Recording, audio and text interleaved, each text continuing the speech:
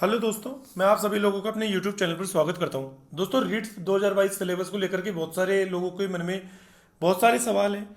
और वो लोग जो हैं, शिक्षा मंत्री बी डी कल्ला, उसके अलावा आप कह सकते हैं कि बोर्ड के से या सरकार से पूछ रहे हैं कि संस्कृत भाषा को क्यों शामिल नहीं किया गया मेंस के अंदर, मुख्य परीक्षा के अंदर।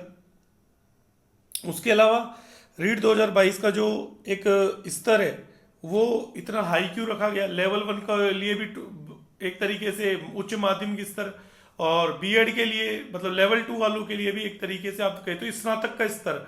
जबकि आपको पता है कि लेवल 1 का जो स्तर होना चाहिए वो ज़्यादा से ज़्यादा प्रश्नों का जो स्तर है वो होना चाहिए माध्यमिक स्तर, मतलब एक प्रश्नों का जो स्तर उच्च प्राथमिक, मतलब एक तरीके से तर्क शक्ति, लेकिन उसका जो एक तरीके कठिनाई का स्तर है वो आप माध्यमिक दे सकते हो, लेकिन उच्च माध्यमिक बहुत ज़्यादा हो जाता है। इस तरह के बहुत सारी चीज़ें सामने आई है।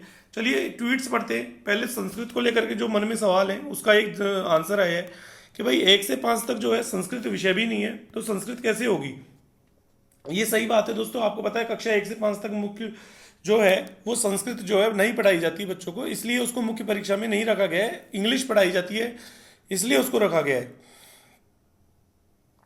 बात यह है कि मुख्य परीक्षा में संस्कृत भी है कि, लेकिन किन लोगों के लिए है, जिन्होंने संस्कृत से बी एड, मतलब जिनके जो संस्कृत है वो जो है उनका ग्रेजुएशन के अंदर था, तो ऑब्वियस सी बात है कि वो संस्कृत से अपना आवेदन लगाएंगे। सेकंड पेपर का जब उनके आवेदन होंगे तो इस तरह वो संस्कृत से एलिजिबल होंगे और संस्कृत का उनका पेपर होगा। तो इसलिए संस्कृत शामिल तो है, लेकिन उन लोगों के लिए है सब्जेक्ट वाइज जो इनका पेपर होगा उनके अकॉर्डिंग है, लेकिन ऐसे संस्कृत के अलग से क्वेश्चंस नहीं है। लेकिन इंग्लिश जो है 1 से 5 तक, 6 से 8 तक पढ़ाई जाती है, इसलिए इंग्लिश को कंपलसरी रखा गया है। लेकिन फिर भी मैं इस बारे में बस यही कहना चाहूँगा कि यदि बहुत सारे बच्चों की डिमांड है और उन्हें लगता है कि संस्कृत होनी चाहिए तो शिक्षा विभाग और शिक्षा मंत्री जी को इस बात पर ध्यान देना चाहिए इसमें, क्योंकि बात रखने का अधिकार सभी को है। मैं तो इस बात का सम्मान करता हूँ। चलिए आगे चलते हैं। इसके बाद अगली जो चीज़ है कि अध्यापक भर्ती परीक्षा के सिलेबस को लेकर, दोस्तों ये देवेंद्र शर्मा जी का ट्वीट है कि बेरोजगार लेवल 1 का जो कठिनाई स्तर 10th और लेवल 2 का 12th तक का आना चाहिए तथा संस्कृत चुनने का विकल्प हो, विस्तृत सिलेबस जल्दी ही जारी हो, बेरोजगारी के साथ और खिलवाड़ मत करो। अब दोस्तों एक मुकेश रोयाल जी का भी अभी ट्वीट आया है कि जो शिक्षक भर्ती का विस्तृत सिलेबस है वो अभी जारी नहीं होगा। शिक्षक भर्ती परीक्षा आयोजित करने वाली एजेंसी तय होगी, वही विस्तृत पाठ्यक्रम तय करेगी। आरएसएम, एसएसबी, आरएसएसबी हो सकता है। सीधी सी बात है, कर्मचारी चयन बोर्ड आयोग जो है वही विस्तृत सिलेबस जारी करेगा, ये काम माध्यमिक शिक्षा बोर्ड नहीं करेगा, ये बात आपको ध्यान रखनी है। और वो जो कि होगा वो बाद में होगा। इसके बाद जो अध्यापक लेवल 1 और लेवल 2 का दिशाहीन पाठ्यक्रम जारी किया गया है। राजस्थान के भूगोल, इतिहास, संस्कृति का कोई अंत नहीं है। टॉपिक फिक्स होने चाहिए, वहीं हाल सब्जेक्ट शिक्षा, मनोविज्ञान और सूचना तकनीकी का है। बिना फिक्स टॉपिक के न तो टीचर पूरा पढ़ा पाएंगे ना ही विद्यार्थी पढ़ पाएंगे। ये बात सही है दोस्तों, जब तक टॉपिक वाइज सिलेबस नहीं आएगा तब तक आप लोग कुछ कह नहीं सकते कि हमको किस प्रकार किस दिशा में कार्य करना है। अब दोस्तों मैं रीट याचिका करता हूँ की जो सूची है वो बता देता हूँ एक बार। दोस्तों ये पिछले 10 से 12 दिनों में जितने भी याचिकाकर्ता बने हैं मैं उनकी लिस्ट बता रहा हूँ, आप देख लीजिएगा एक बार। जसवंत सिंह, तेज सिंह, सपना पूनिया, विनोद डांगी, महेंद्र पटेल, जगदीश, उसके बाद जो है अगला रचना कुमारी परमार, नरेश जाट, प्रकाश, शिव कुमार, हनुमान राम, पूजा डाबरिया, पिंटू देवी, मिट्टू लाल तेली, संतोष मीना, उसके बाद पुष्पेंद्र गुजर, संदीप कुमार, इसके बाद जो है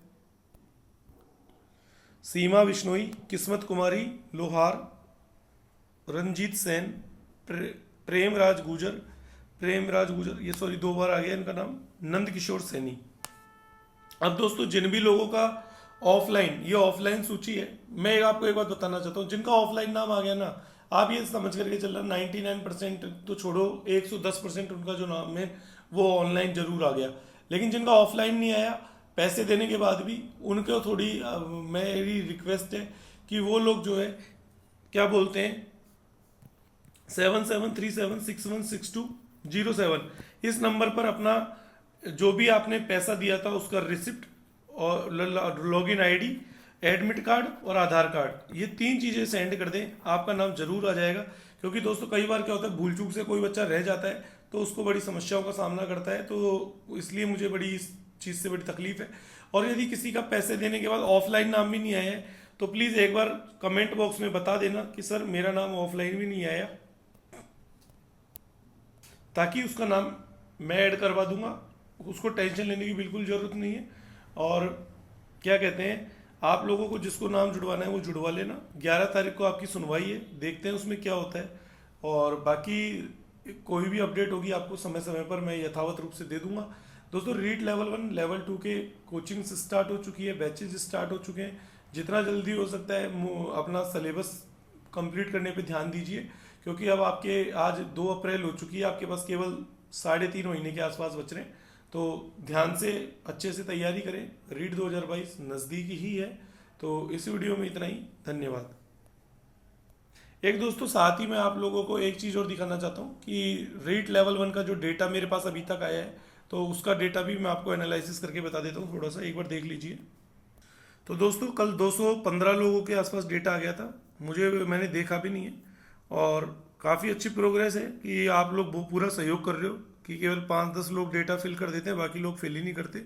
लेकिन मेरे को कोई फ़र्क नहीं पड़ता, जैसी करनी वैसी भरनी। लेवल 2 वालों ने गलती की, आप भी करो, कोई बात नहीं, मैं तो कुछ नहीं कहूँगा। मैं तो केवल जो डेटा मेरे पास है उसका एनालिसिस कर दूंगा। कल केवल 8 लोगों के नाम और जिन्होंने अपना डेटा फिल किया है इसमें मार्क्स में, हेमलता मीणा, लखन सिंह, पूनम, विमला मीणा, पूजा बाई मीणा, विक्रम कुमार भील, प्रियंका डामूर, कपिल चौधरी। तो ये लोगों ने फिल किया था अपना डेटा, और इनका आप देख सकते हैं टोटल 228 लोगों का डाटा है। तो आपने देख ही लिया, ठीक है। सॉरी दोस्तों, केवल अभी तक है ना, आप देख लीजिए ये जो है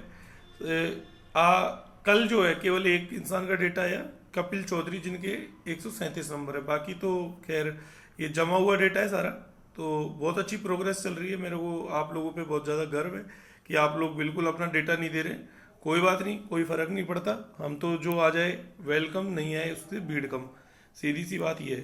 तो इस वीडियो में इतना ही, बस मैं तो इतना ही कहूँगा कि आप लोग डेटा जितना ज़्यादा फिल करेंगे कट ऑफ निकालने में आसानी होगी। बाकी आप लोगों का मन है। धन्यवाद।